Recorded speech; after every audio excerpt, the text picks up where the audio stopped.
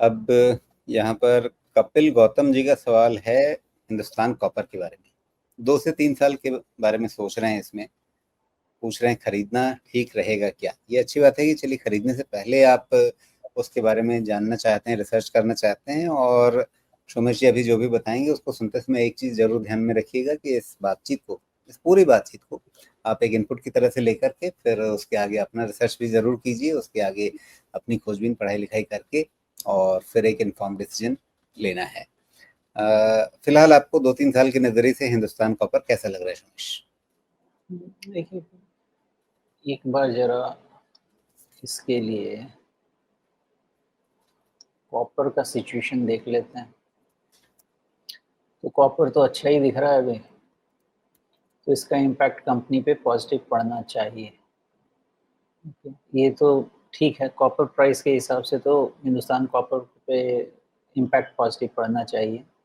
दूसरी चीज़ ये है कि मेटल थोड़ा सिक्लिकल होता है ना, इसलिए 3-5 साल का एक बारी में डिसीजन मैं एक्चुअली मेटल में इन्वेस्ट नहीं करता, बिकॉज बहुत ज़्यादा एक्सट्रीम सिक्लिकलिटी होती है और वहाँ पे इन्वेस्ट करना है तो साइकिल समझ में आना बहुत ज़रूरी चीज़ है। तो अभी आपका हिंदुस्तान कॉपर का वैसे वैल्यूएशन तो मुझे कंफर्टेबल तो नहीं ही लगेगा, तो दिख ही रहा है 52 टाइम्स के ऊपर का वैल्यूएशन चल रहा है। कितना भी पी रिलैक्स किया जाएगा इसको, तो भी पी से तो थोड़ा अगर दूसरे पे जाए 10 टाइम्स,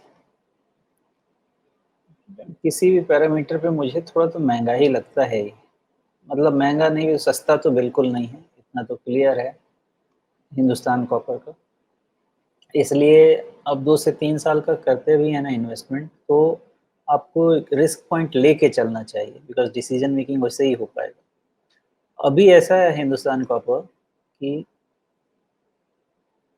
270 के आसपास इसका काफ़ी स्ट्रगल रहेगा। अभी क्लोज कहाँ है, 254 का है। 270 के पास इसका काफ़ी स्ट्रगल रहेगा, मे बी 5 रुपीज़ मोर कर लें तो 270-75 के रेंज तक काफ़ी स्ट्रगल रहेगा। और नीचे का सीन कैसा है?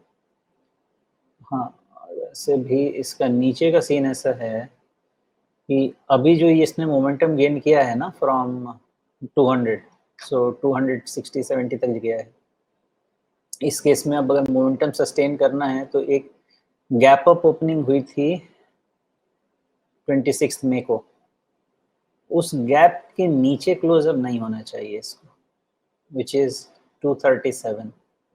तो इस मोमेंटम को सस्टेन करने के लिए और इस अप ट्रेंड को मेंटेन करने के लिए ज़रूरी है कि अब ये 237 के नीचे नहीं जाए। ओके, ऊपर जाने की जहाँ तक बात है, ट्रैजेक्टरी अभी तक पॉजिटिव है, तो 237 को बेस लेके अगर इसको स्टडी किया जाए तो ट्रैजेक्टरी अप बनती है, लेकिन फिर आपकी गाड़ी रुक जाती है 270-75 के पास, जिसके ऊपर इसको सस्टेन करने के बाद बड़ा फिलिप मिलेगा।